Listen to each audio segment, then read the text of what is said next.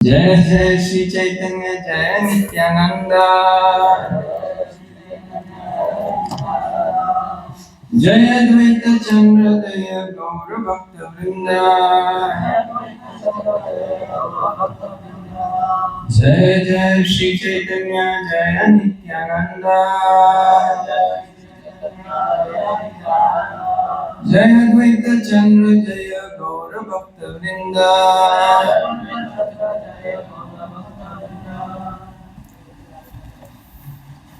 जगन्नाथ मिश्र कहे स्वप्न ये देखिला, ज्योतिर्मय धाम मोर हृदय पशिला। जगन्नाथ मिश्रा ने कहा, मैंने स्वप्न में भगवान जो है मेरे हृदय में प्रवेश कर रहे हैं, ऐसा स्वप्न में देखा। आमार हृदय होते गेला तुम्हारे हृदय, हे न बुझी जन्मी बेना कोना महाशय। मेरे हृदय से आपके हृदय में प्रवेश किए, इसलिए मैं सोचता हूँ कि अभी एक महान व्यक्ति का जन्म होने वाला है। ये आध्यात्मिक जो सृष्टि है वो अलग है। तो यहाँ पर भगवान पहले ये स्वप्न में दिखा रहे, लेकिन वास्तव में वैसे प्रवेश करते हैं। मन में प्रवेश किए, हृदय में प्रवेश किए जगन्नाथ मिश्रा के, और फिर उनके मन और हृदय में से वो सची माता के हृदय में प्रवेश किए। तो ये शुद्धता है। भौतिक रूप से जन्म नहीं लेते हैं, जब भगवान जन्म लेते हैं तो एता बलि दुने रहे हर्षित हना, शालिग्राम सेवा करे विशेष करिया। ये चर्चा करने के बाद दोनों पति पत्नी जगन्नाथ मिश्र और सची माता बहुत ही हर्षित हो गए, और दोनों ने घर में शालिग्राम शिला की पूजा की। तो जगन्नाथ मिश्र कौन है? नंद बाबा, नंद महाराज। और सची माता कौन है? यशोदा मैया। तो जैसे नंद के घर आनंद भयो, इसी प्रकार यहाँ पर जगन्नाथ मिश्र के घर पे आनंद प्रकट हुआ। हईते हईते हईला गर्भत्रयोदश मास, तथापि भूमिस्थ नहीं मिशेर हईल त्रास। इस प्रकार से उनका गर्भावस्था 13 महीना हो गया, हाँ, लेकिन प्रकट नहीं हो रहा था बालक। तो जगन्नाथ मिश्रा वो थोड़े चिंतित हो गए। नीलंबर चक्रवर्ती कहिला गनिया, ए मासे पुत्र हवे शुभ शन पाना। नीलांबर चक्रवर्ती जो चैतन्य महाप्रभु के दादा थे, तो उन्होंने ज्योतिष का गणित से हिसाब से बताया कि ये महीना है, उसमें शुभ अवस्था में ये बालक प्रकट होगा, है ना। 1407 सके मास ये फाल्गुन, पौर्णमासीर सांध्या कले हईल शुभशना। तो 1407 के शकैरा फाल्गुन मास में जो शुभ अवस्था था, उस समय भगवान प्रकट हुए। ज्योतिर के हिसाब से जब सिंह प्रकट होते हैं, और लग्न का समय जो होता है, जो जन्म का समय होता है लग्न, तो उसमें सारे ग्रह साथ में आते हैं, और सदवर्ग और अष्टवर्ग के अनुसार तो वो बहुत ही शुभ माना जाता है। जब श्री चैतन्य महाप्रभु रूपी निष्कलंक चंद्रमा दिख गया, तो फिर कलंक युक्त चंद्रमा की आवश्यकता कहाँ रही। यह सोचकर काले ग्रह राहु ने पूर्ण चंद्रमा को ढक लिया और तुरंत ही तीनों जगत कृष्ण कृष्ण हरि की ध्वनि से गुंजायमान हो उठे। इस तरह सारे लोग चंद्र ग्रहण के समय हरे कृष्ण महामंत्र का कीर्तन कर रहे थे और उनके मन आश्चर्यचकित थे। जब सारा जगत इस तरह पूर्ण पुरुषोत्तम भगवान कृष्ण के पवित्र नाम का कीर्तन कर रहा था, तब गौर हरि के रूप में स्वयं कृष्ण पृथ्वी पर अवतरित हुए। सारा जगत प्रसन्न था। जहाँ हिंदू लोग भगवान के नाम का कीर्तन कर रहे थे, वहीं अहिंदू विशेषतया मुसलमान उनके शब्दों की हंसी हंसी में नकल कर रहे थे। जब सारी स्त्रियां पृथ्वी पर हरि नाम का उच्चारण कर रही थी, तो उस समय स्वर्गलोक में नृत्य और गान चल रहा था, क्योंकि देवतागण अत्यंत उत्सुक थे। इस प्रकार के वातावरण में दशों दिशाएं प्रमोदित हो उठी और नदियों की तरंगें भी उसी तरह उमड़ने लगी। साथ ही सारे चर तथा अचर प्राणी दिव्य आनंद से अभिभूत हो उठे। इस तरह अपनी अहेतुकी कृपा से पूर्ण चंद्र रूपी गौर हरि नदिया जिले में उदित हुए। नदिया की उपमा उस उदयगिरी से दी गई है, जहाँ सूर्य सर्वप्रथम दिखता है। आकाश में उनके उदय होने से पापमय जीवन का अंधकार विनष्ट हो गया और तीनों लोग हर्षित हो उठे तथा भगवान के पवित्र नाम का कीर्तन करने लगे। उस समय श्री अद्वैत आचार्य प्रभु अपने शांतिपुर के घर में प्रसन्न मुद्रा में नाच रहे थे। वे हरिदास ठाकुर को अपने साथ लेकर नाच रहे थे और ऊंचे स्वर में हरे कृष्ण का कीर्तन कर रहे थे।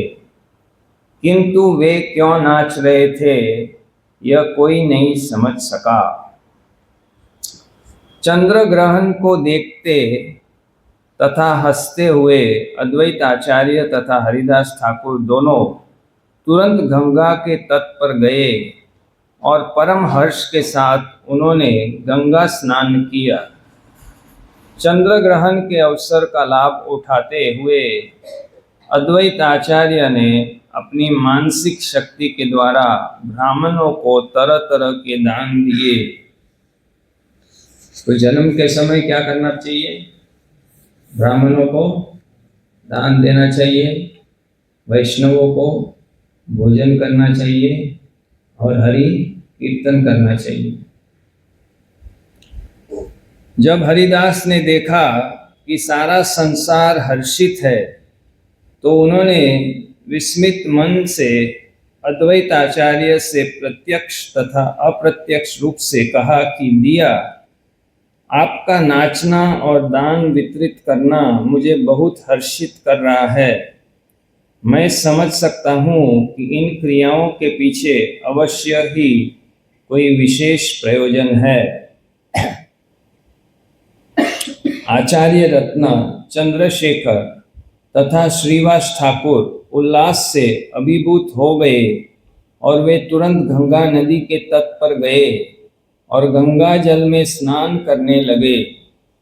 उनके मन आनंद से पूर्ण थे। उन्होंने हरे कृष्ण मंत्र का कीर्तन किया और मनोबल द्वारा दान दिया।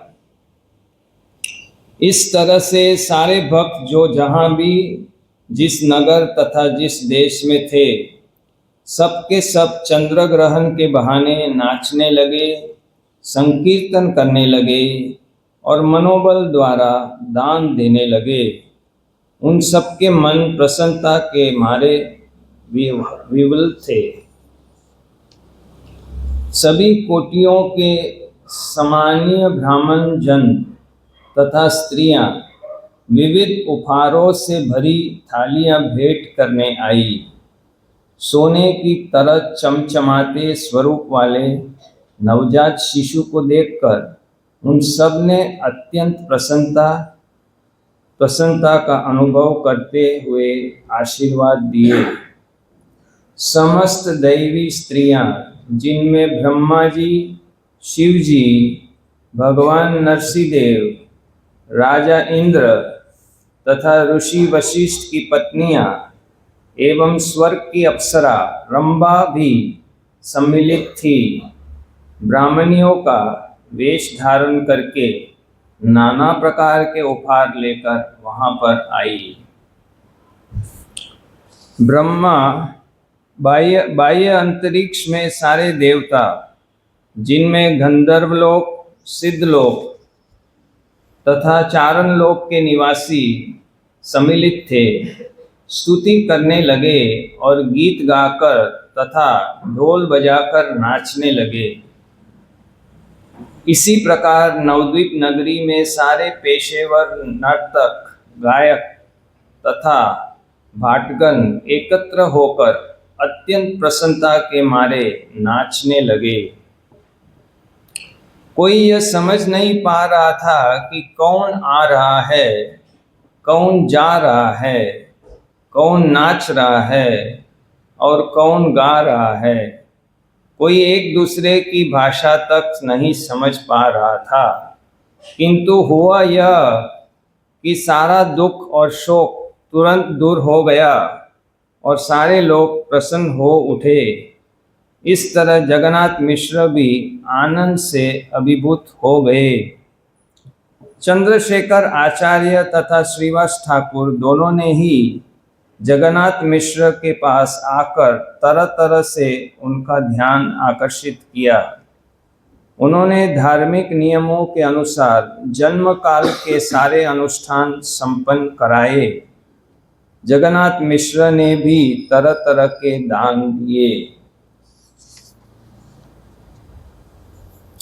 जगन्नाथ मिश्र ने भेंटों या उपहारों के रूप में जो धन पाया और जो कुछ उसके घर में था, उसे उन्होंने ब्राह्मणों, पेशेवर गायकों, नाचने वालों, भाटों तथा गरीबों में बांट दिया। उन्होंने दान में धन देकर उन सबका सम्मान किया।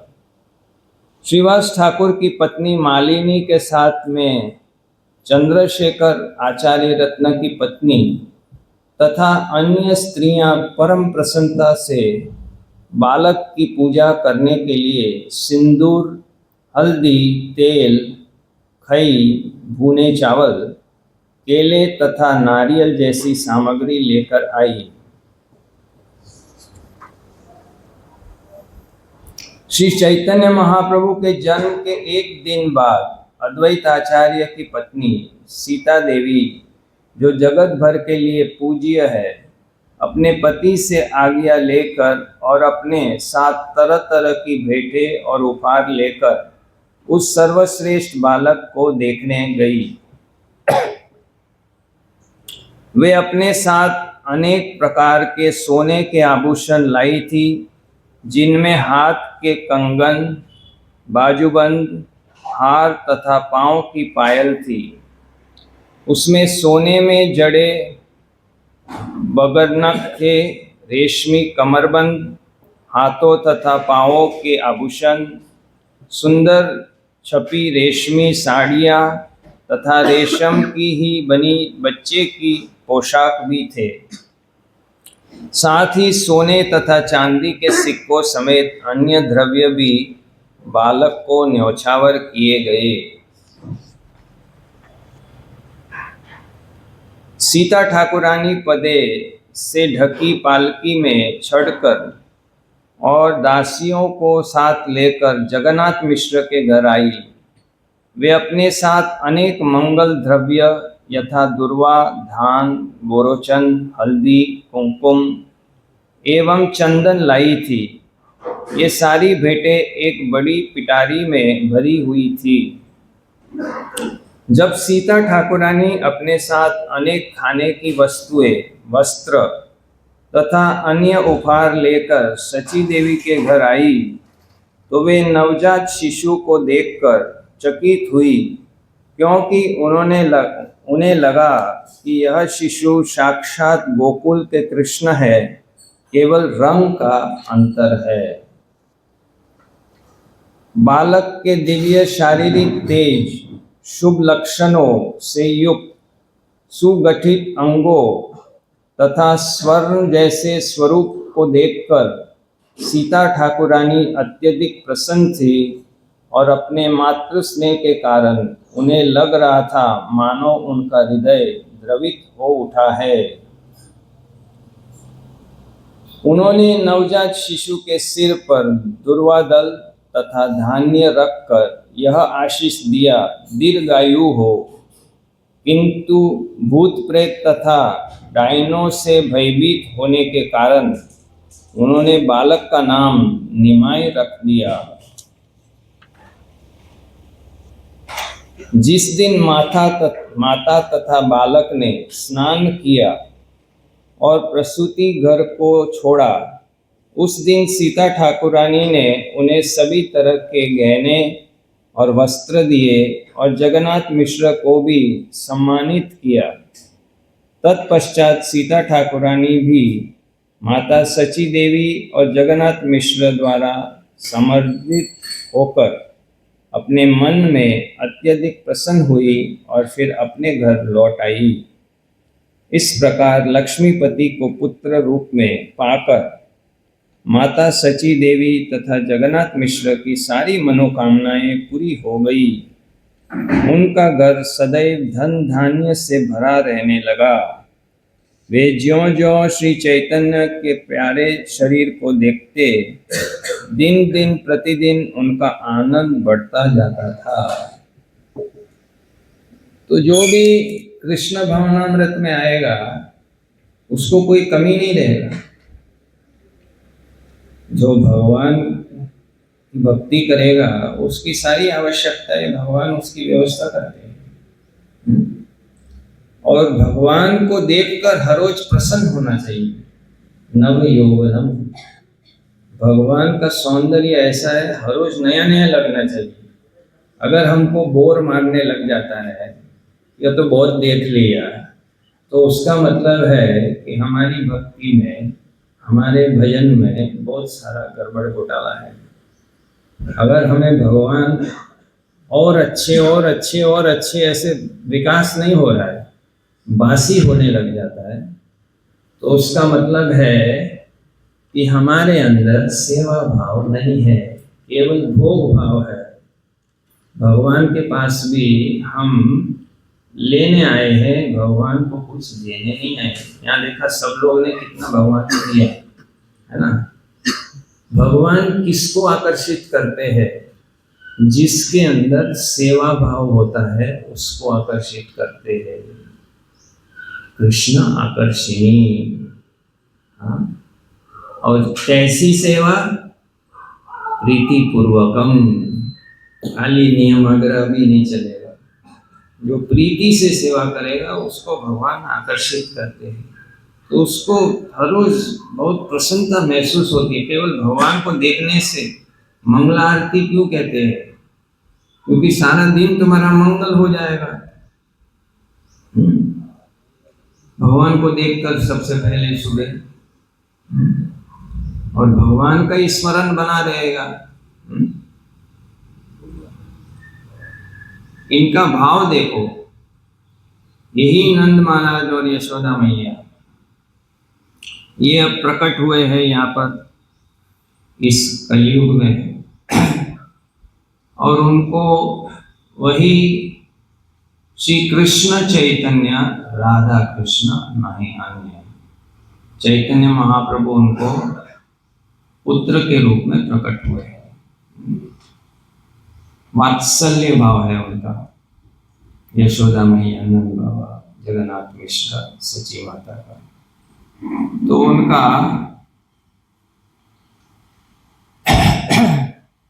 प्राप्ति हो रहा है, कृष्ण प्राप्ति। क्यों हो रहा है? क्योंकि प्रेम प्रेम है। प्रेमांजन चुरित भक्ति विलोचनी। तो पार्टी कहते हैं भगवान को कैसे देखना चाहिए? ये अंजन जो है वो कौन सा होना चाहिए? प्रेम। लेकिन अभी हमारे अंदर क्या है? काम, काम वासना है ना। इसलिए या तो द्वंद है, दोनों है, थोड़ा सा प्रेम है और थोड़ा काम भी है। इसलिए भगवान में उतना आकर्षण नहीं हो रहा है और कभी कभी माया में बहुत ज्यादा आकर्षण हो जाता है स्वाभाविक रूप से। माया को एक बार देख लेते हैं तो 100 बार देखने का इच्छा होता है, और भगवान को एक बार देख लिया तो आज तो दर्शन तो हो गया, अब घड़ी घड़ी थोड़ी दर्शन किया जाता है है कि नहीं? लेकिन यहाँ ऐसा नहीं है। यहाँ इनको घड़ी घड़ी भगवान को देखना है। यहाँ तक कि गोपियां क्या कह रही है कि ये ब्रह्मा जी को सृष्टि करने नहीं आती है, ये पलक लगा दी आंख के ऊपर, तो हम जो भगवान को एक दृष्टि से देखना चाहते हैं, बीच में पलक, ये कैमरा मैन शटर क्लिक करता है, ऐसे बीच में ये करता है, क्योंकि हम तो ऐसे आंखें फाड़ फाड़ के देखना चाहते हैं ठाकुर जी को, और वो दर्शन बंदी न हो, और ऐसी उनकी इच्छा थी। इसलिए गिरिराज लीला में भगवान ने ब्रजवासियों की ये इच्छा पूरी की। 7 दिन और 7 रात नेत्रोत्सव, नेत्र उत्सव।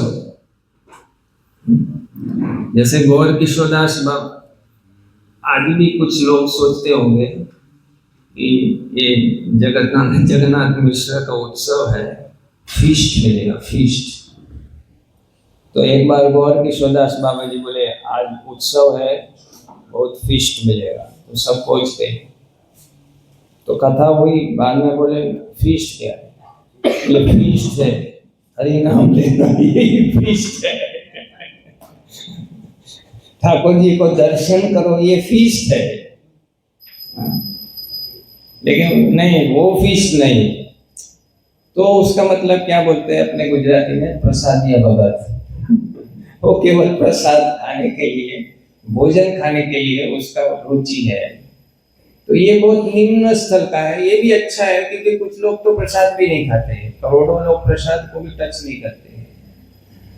ये अच्छा है, लेकिन ये थर्ड क्लास है, थर्ड क्लास लेवल है। जब प्रसाद में ज्यादा रुचि नहीं रहेगा और नाम में रुचि रहेगा, रूप में रुचि रहेगा, ठाकुर का सौंदर्य है, तो ये सही भक्ति है, यही सही भक्ति है। ये भक्ति का विकास हो रहा है। लेकिन नाम में ज्यादा रुचि नहीं है, कथा में रुचि नहीं है, हाँ? और बोलने का, कथा बोलने का रुचि है, कथा सुनने का रुचि नहीं है, ये भी विकार है। कथा सुनने का रुचि कथा बोलने से कम बराबर हो या ज्यादा हो। कभी कभी लोगों को माइक मिलता है तो बहुत उत्साह दिखता है, माइक नहीं मिलता है तो वो दिखता नहीं, वो विकार है, अनर्थ है। तो ये सब हमें बताता है कि हमारी भक्ति का लेवल क्या है, ये बताता है। उत्साह अप एंड डाउन हो रहा है, ये अच्छी भक्ति नहीं है, ये अनिष्ठिता भजन है। आज उत्साह है, कल उत्साह नहीं, आज परसों उत्साह है, उत्साह नहीं। ये एकादशी पे मंगला आरती आते हैं, बाकी सो रहते हैं। नहीं, घर में रहो तो भी उस समय उठ जाओ और भजन करो। अपना घर में मंदिर बनाओ, वहां दर्शन करो कम से कम। निष्ठिता भक्ति, तो भक्ति में ऐसा स्थिरता आनी चाहिए।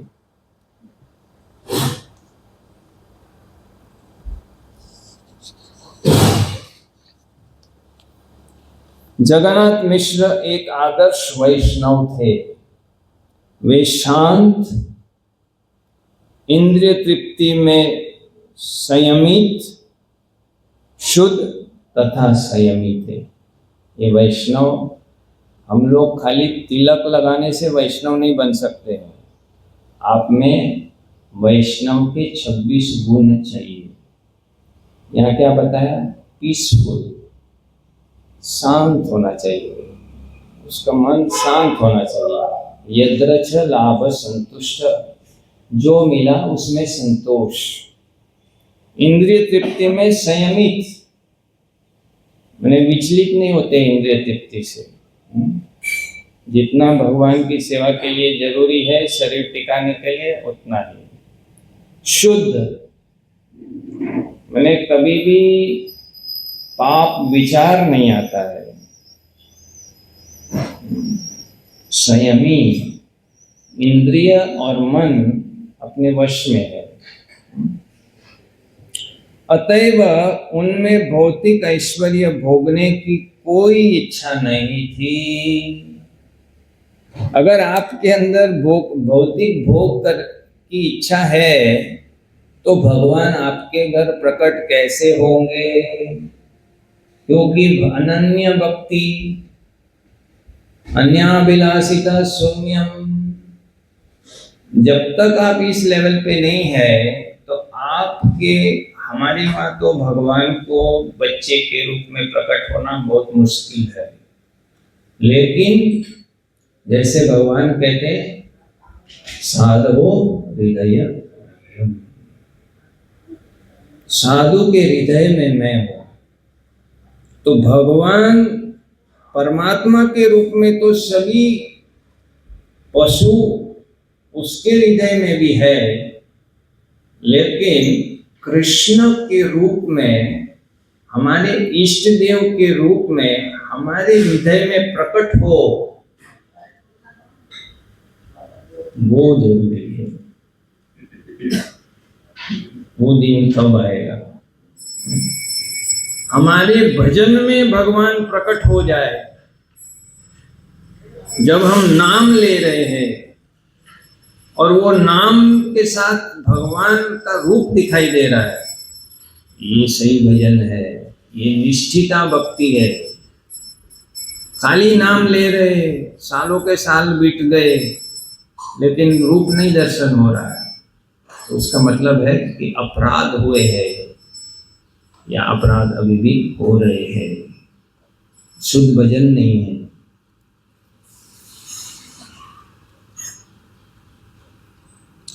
तो वो बताया था ना, वो रसानंद प्रभु आए थे, वो बीच में गांव मिनिस्ट्री सेमिनार से आए थे, तो बता रहे थे ना, अकिंचन, अकिंचन मैंने उसको कोई आसक्ति नहीं है। ये लेवल पे आना पड़ेगा। ठीक है, अभी हम वो लेवल पे नहीं है, लेकिन वो लेवल पे आपको आना पड़ेगा अगर कृष्ण प्राप्ति करना है। तो अगर आप चाहते हैं कि ठाकुर जी आपके हृदय में आके वास करे, आप चाहते हैं कि आपकी जीवा के ऊपर कृष्ण नाम रूपी रूप में नाचे, कृपा करी आमार जीवा निरंतर नाच प्रभु धरी तब पाए, हरिदास ठाकुर कहते हैं, कृपा करके मेरी जीवा पे निरंतर नाचो Thakur ji. This is the goal, ये लक्ष्य है, ये लक्ष्य। उसके लिए क्वालिफिकेशन चाहिए। जो भी धन उनके दिव्य पुत्र के प्रभाव से आया, उसे उन्होंने विष्णु की तुष्टि के लिए ब्राह्मणों को दान में दे दिया। जो भी उनको मिलता था वो तुरंत दे देते, रखते नहीं थे। अभी हमको कोई कीर्तन करने जाते हैं तो हमको 500 रुपया का नोट देते हैं दक्षिणा, तो तुरंत हम सोचते हैं हम क्या करेंगे, एक मोबाइल खरीदने, आईफोन खरीदना है, बहुत दिन से इच्छा है, या हमको ये कुछ खाना है, आइसक्रीम खाना है, हमारे कुछ इच्छा हो जाती है, आ रहा है, पैसा मिलने से है ना। भगवान परीक्षा करते हैं ऐसे, माया देवी हमारी परीक्षा करेंगे, माया की परीक्षा पास करने के बाद भगवान हमारी परीक्षा करेंगे, वो पास होने के बाद आपको लेंगे। आप ऐसे सोचना मत कि कोई परीक्षा नहीं है, दीक्षा हो गया, ऐसा नहीं, बहुत परीक्षा आएगा।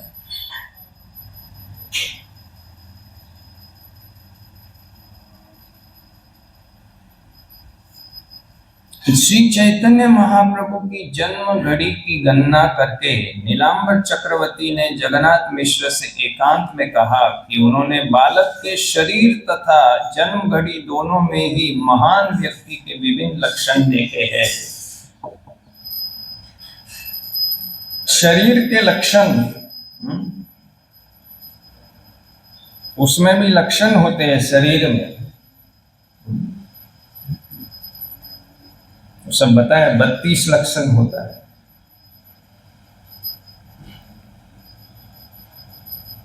इस प्रकार वे समझ गए कि यह बालक भविष्य में तीनों लोगों का उद्धार करेगा, ये महान अवतार है। इस तरह चैतन्य महाप्रभु अपनी अहेतु की कृपावश सची देवी के घर में अवर्तित हुए।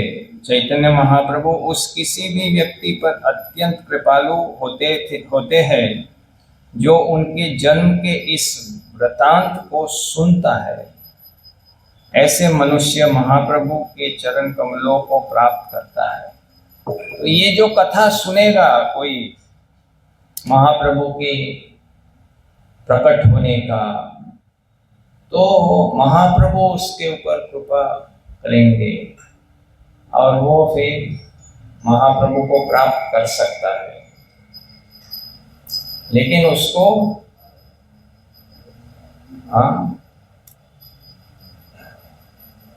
सद शरणागति होइबे ताहार प्रार्थना सुनिबे नंद तुम्हार।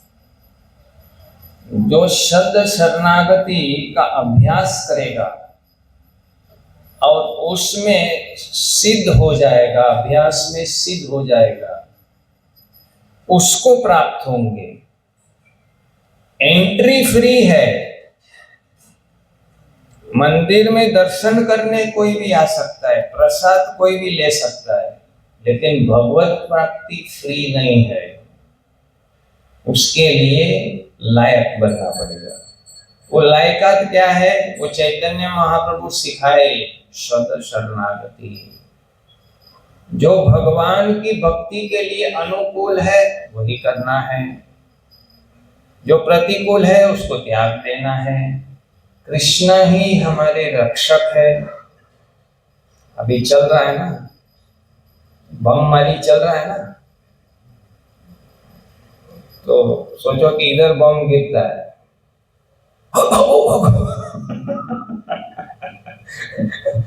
मरी गयो है कि नहीं? लोग घबराए, कितना भय होता है कि अरे कितने लोग मर रहे।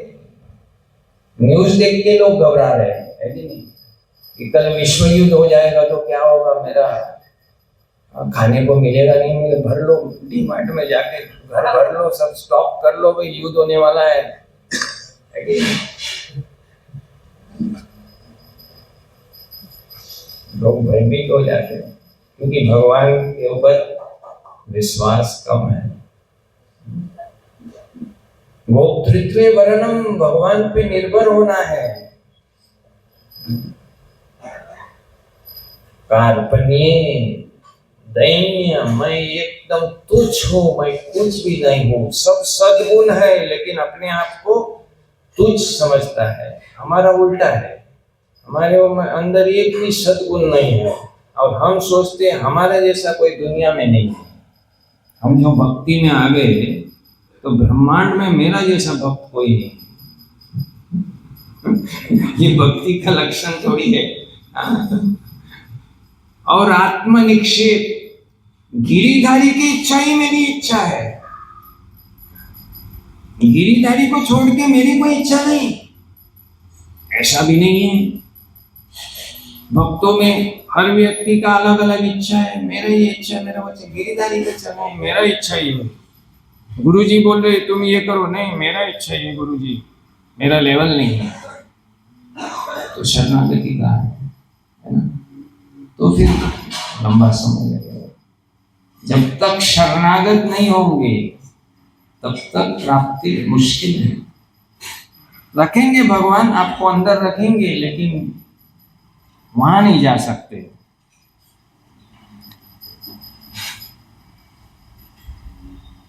जो व्यक्ति मनुष्य का शरीर पाकर भी श्री चैतन्य महाप्रभु के संप्रदाय को ग्रहण नहीं करता, वह अपने सुअवसर को खो देता है।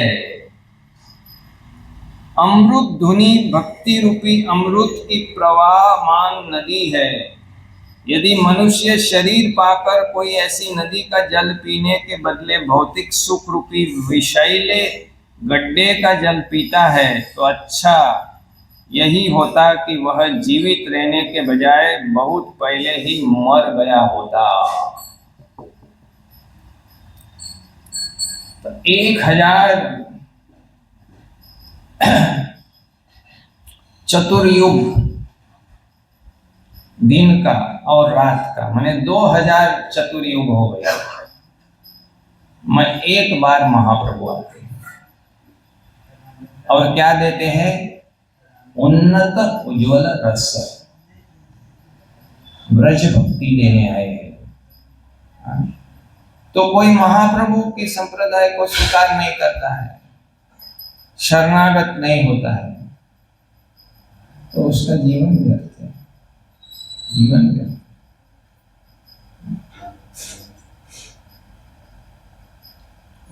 जानिया सुनिया विश्व खाएगा।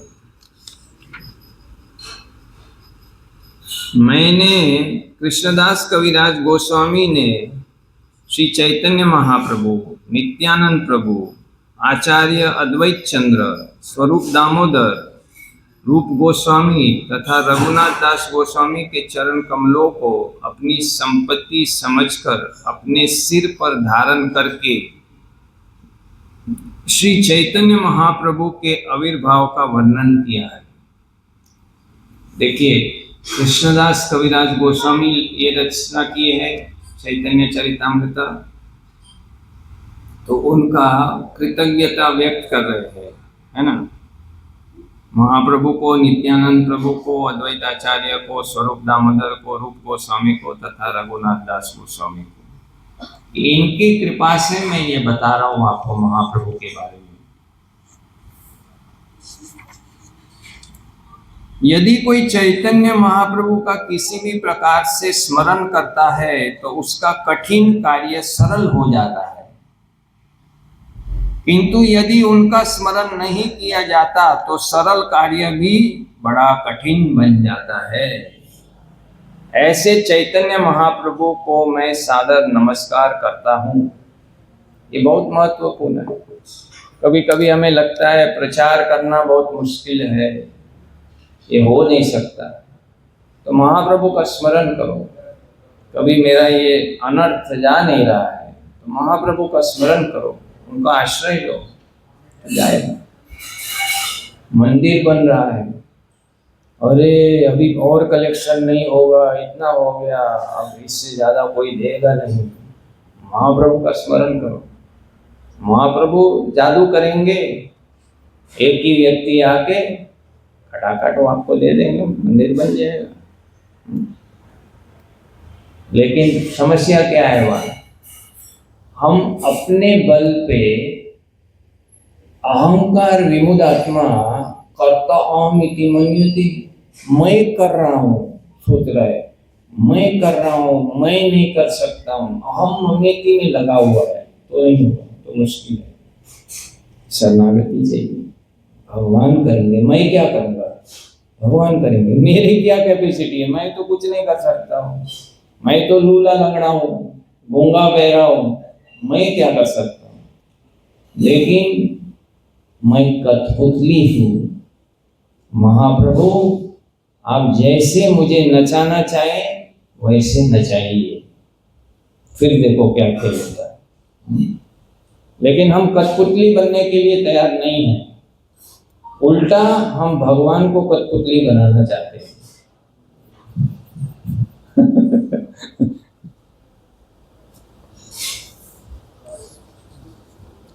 इस तरह मैंने श्री चैतन्य महाप्रभु के आविर्भाव को संक्षेप में सूत्रबद्ध किया है, जो सची माता के पुत्र के रूप में उसी तरह प्रकट हुए जिस तरह माता यशोदा के पुत्र रूप में श्री कृष्ण प्रकट हुए थे। मैं उनके जन्म की लीलाओं का क्रमबद्ध वर्णन पहले ही कर चुका हूँ। अब मैं उनकी बाल्यकाल की लीलाओं को संक्षेप में बताऊंगा। मैं उन श्री चैतन्य महाप्रभु की बाल लीलाओं को सादर नमस्कार करता हूँ, जो स्वयं भगवान कृष्ण है। यद्यपि ऐसी लीलाएं सामान्य बालक के कार्यकलाप के समान लगती है, किंतु उन्हें पूर्ण पुरुषोत्तम भगवान की विविध लीलाओं के रूप में समझा जाना चाहिए। अपनी पहली बाल लीलाओं में महाप्रभु अपने बिस्तर पर लेटे लेटे ऊपर से नीचे की ओर पलट गए और इस तरह उन्होंने अपने माता पिता को अपने चरण कमलों के चिन्ह दिखलाए। जब महाप्रभु ने चलने का प्रयास किया तो उनके पांव की छोटी छोटी छाप में भगवान विष्णु के विशिष्ट चिन्ह ध्वज, वज्र, शंख, चक्र तथा मछली दिखलाई पड़े। इन सारी छाप को देखकर न तो उनके पिता न ही माता समझ पाए कि पांवों की ये छाप किसकी है।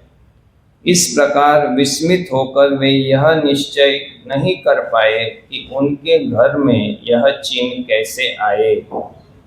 जगन्नाथ मिश्र ने कहा, निश्चय ही बाल कृष्ण शालग्राम शिला के साथ है। वे अपना बाल रूप धारण करके कमरे के भीतर खेल रहे हैं।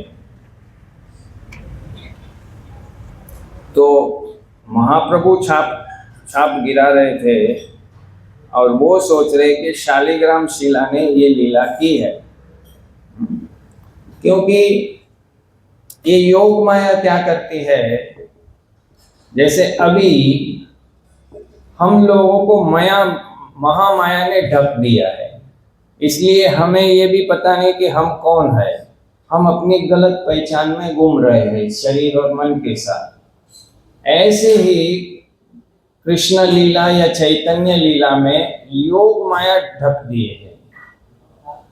तो योग माया अगर ये ढकेंगे नहीं कि ये चैतन्य महाप्रभु ही भगवान है, तो उनको एक बच्चे के रूप में प्रेम कैसे करेंगे? वात्सल्य रस की पुष्टि नहीं हो सकती है और भगवान को आनंद मिलेगा नहीं, क्योंकि जो ही हम समझेंगे कि ये चैतन्य महाप्रभु मेरा बालक है तो मेरा ऐश्वर्य भाव आ जाएगा, तो माधुर्य भाव चला जाएगा। लेकिन भगवान को ऐश्वर्य भक्ति उतनी अच्छी नहीं लगती जितनी माधुर्य लगती है। वो तो नारायण की उपासना है, वैकुंठ की उपासना है, तो ये तो माधुर्य आस्वादन करना चाहते हैं, वात्सल्य भाव का। जैसे सची माता की ये तो मेरा लालो है। तो इसलिए ये योग माया आवृत कर देती है और वो सोचते हैं कि ये महाप्रभु के चिन्ह नहीं है, ये शालिग्राम के है। योग माया लीला पुष्टि के लिए ढक देती है। यहाँ तक कि योग माया कृष्ण के ऊपर ढक देती है कि मैं भगवान हूँ। और इसलिए जब यशोदा मैया लाठी दिखाती तो वास्तव में आचार्य कहते कृष्ण को डर लगता है। अगर कृष्ण को ऐसा उस समय योग माया लीला पुष्टि के लिए ढकेंगे नहीं तो कृष्ण को डर क्या लगेगा, ये मैं तो करोड़ों को ऐसे पीस देता हूँ, ये क्या है लाठी, है कि नहीं? तो भाव नहीं आएगा। इसलिए उस समय योग माया कृष्ण को भी ढक देते, उनको आस्वादन करवाने के लिए लीला को। तो हमें भी धीरे धीरे योग माया की कृपा चाहिए, महामाया की हमने बहुत ले ली। जब माता सची बालक को स्तनपान करवा रही थी तब उन्होंने अपने पुत्र के चरण कमल में वे सारे चिन्ह देखे जो उन्हें कमरे के फर्श पर दिखे थे। तब उन्होंने जगन्नाथ मिश्र को बुलाया। जब जगन्नाथ मिश्र ने अपने पुत्र के तलवे पर ये अद्भुत चिन्ह देखे तो वे अत्यंत पुलकित हुए और चुपके से उन्होंने नीलांबर चक्रवर्ती को बुलावा भेजा। जब नीलांबर चक्रवर्ती ने ये चिन्ह देखे तो हंसते हुए उन्होंने कहा, मैंने पहले ही नक्षत्र गणना से इसे निश्चित कर लिया था और लिख भी लिया था। 32 लक्षणों से महापुरुष का बोध होता है और मैं इस बालक के शरीर में इन सारे लक्षणों को देख रहा हूं। अब कभी कभी हम लोग सोचते हैं मैं बहुत महापुरुष हूं, हम लोग अपना ऐसे हाथ देखते हैं या ज्योतिष के पास जाते हैं तो ज्योतिष बोलते हैं तुम्हारा बहुत जबरदस्त कुंडली है, पिछले जन्म में तुम राजा थे। वो ऐसे ही हो जाता है पहले राजा था, अभी तो तेरा बैंड बाजा बज रहा है, कहाँ गया राजा? तो महापुरुष सोच रहे, महाभक्त सोच रहे, कुछ लोग अवतार सोच रहे। ये कितने लक्षण होने चाहिए? 32 लक्षण होने चाहिए तुम्हारे, और तुम्हारी कुंडली दिखानी चाहिए। तुम्हारी कुंडली में तो क्या क्या दोष है और तुम सोच रहे तुम महापुरुष है। तुम तो भ्रष्ट पुरुष हो, महापुरुष नहीं हो सकते। लक्षण होने चाहिए।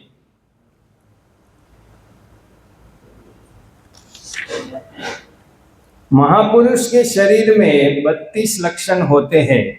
उसके शरीर के 5 अंग बड़े, 5 सूक्ष्म, 7 लाल रंग के, 6 उठे हुए,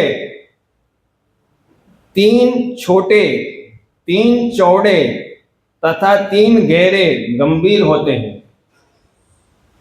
5 बड़े अंग है। नाक, नाक बड़ा होना चाहिए, उतना भी बड़ा नहीं, सूर्य पंखा जैसा।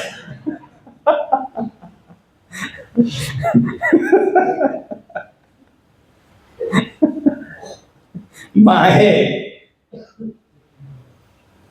ठुड़ी, आंखें तथा घुटने। आंखें बड़ी होनी चाहिए, कमल नहीं। 5 सूक्ष्म अंग है। चमड़ी, थिक स्किन नहीं होना चाहिए, उसका चमड़ी पतला होना चाहिए। दांत, दांत छोटे होने चाहिए। शरीर के रोएं तथा सिर के बाल। 7 लाल रंग वाले अंग है। आंखें, तलवे, हथेलियां, तालू, नाखून तथा ऊपर और नीचे के होठ। 6 उठे हुए अंग है। वक्षस्थल, कंधे, नाखून, नाक, कमर तथा मुंह। 3 छोटे अंग है। गर्दन, जांघ तथा शिश्न। 3 चौड़े अंग है। कमर, ललाट तथा वक्षस्थल। और 3 गहरे अंग है। नाभि, वाणी तथा प्राण। ये कुल 32 लक्षण महापुरुष के हैं। यह उदाहरण सामुद्रिक से है। इस बालक की हथेलियों तथा तलवों में भगवान नारायण के सारे लक्षण चिन्ह है। यह तीनों लोगों का उद्धार करने में समर्थ होगा। यह बालक वैष्णव संप्रदाय का प्रचार करेगा और अपने मातृ तथा पितृ दोनों कुलों का उद्धार करेगा। मैं नामकरण संस्कार करना चाहता हूँ। हम उत्सव मनाएं और ब्राह्मणों को बुलाएं क्योंकि आज का दिन अत्यंत शुभ है। यह बालक भविष्य में सारे जगत की रक्षा और पालन करेगा, इसीलिए इसे विश्वंभर नाम से पुकारा जाएगा। नीलांबर चक्रवर्ती की भविष्यवाणी सुनकर सची माता तथा जगन्नाथ मिश्र ने बड़े ही आनंद के साथ सारे ब्राह्मणों और उनकी पत्नियों को आमंत्रित करके नामकरण उत्सव संपन्न किया। कुछ दिनों के बाद महाप्रभु अपने घुटनों पर सरकने लगे और वे तरह तरह के चमत्कार दिखलाने लगे। महाप्रभु रोने के बहाने सारी स्त्रियों को हरे कृष्ण महामंत्र का कीर्तन करने के लिए बाध्य कर लेते और जब वे कीर्तन करती तो महाप्रभु मुस्कुराते रहते।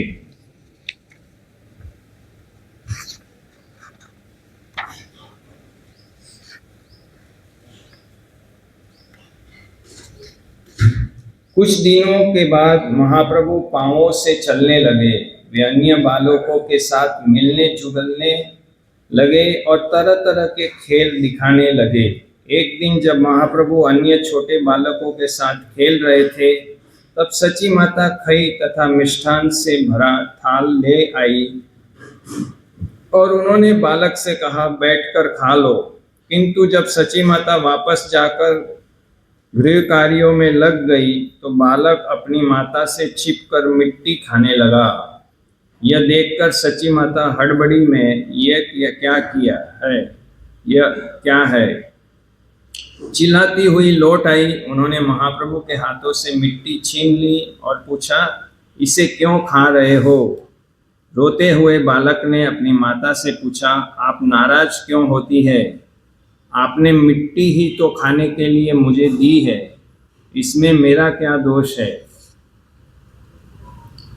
खई संदेश तथा अन्य सारे खाद्य पदार्थ मिट्टी के ही रूपांतर विकार है। यह भी मिट्टी है और वह भी मिट्टी है। चलेगा कल से? प्रसाद में सबको एक एक बोरी मिट्टी रखते थे। कृपया इस पर विचार करें, इनमें अंतर ही क्या है? यह शरीर मिट्टी का विकार है और खाने की वस्तुएं भक्ष्य भी मिट्टी के विकार है। कृपया इस पर विचार करें। आप बिना विचार के मुझे दोष दे रही है, मैं क्या कह सकता हूँ? सची माता आश्चर्यचकित थी कि यह बालक मायावाद दर्शन बोल रहा है। अतएव वे बोली, तुम्हें यह दार्शनिक तर्क वितर्क किसने सिखलाया है जो मिट्टी खाने को सही ठहराता है? दार्शनिक बालक के मायावादी विचार का उत्तर देते हुए माता सची ने कहा, प्रिय पुत्र, यदि हम अन्न में रूपांतरित मिट्टी खाते हैं तो हमारे शरीर का पोषण होता है और वह पुष्ट पुष्ट बनता है, किंतु यदि हम कोरी मिट्टी खाते हैं तो शरीर हुष्ट पुष्ट होने के बजाय रुग्ण होकर नष्ट हो जाता है। मिट्टी के ही रूपांतर एक घड़े में भी मैं आसानी से पानी ला सकती हूँ, किंतु यदि मैं मिट्टी के ढेले पर पानी डालूं तो ढेला जल को सोख लेगा और मेरा परिश्रम व्यर्थ हो जाएगा। महाप्रभु ने अपनी माता से कहा, अपने पहले ही मुझे यह व्यावहारिक दर्शन क्यों नहीं सिखलाया? आपने आत्म साक्षात्कार की यह विधि मुझसे क्यों छिपा रखी? अब मैं समझा इस दर्शन को। अब मैं मिट्टी नहीं खाऊंगा। जब भी मुझे भूख लगेगी मैं आपके स्तनों से दूध का पान करूंगा। यह कहकर महाप्रभु धीरे से हंसते हुए अपनी माता की गोद में चढ़ गए और उनका स्तनपान करने लगे। इस तरह महाप्रभु अपने बचपन में विविध बहानों से अपना अधिक से अधिक ऐश्वर्य प्रदर्शित करते और इन ऐश्वर्य को दिखला चुकने के बाद वे स्वयं को छिपा लेते। हरे कृष्णा। श्री जगन्नाथ मिश्रा की जय, श्री सची माता की जय, गौर प्रेमानंदे।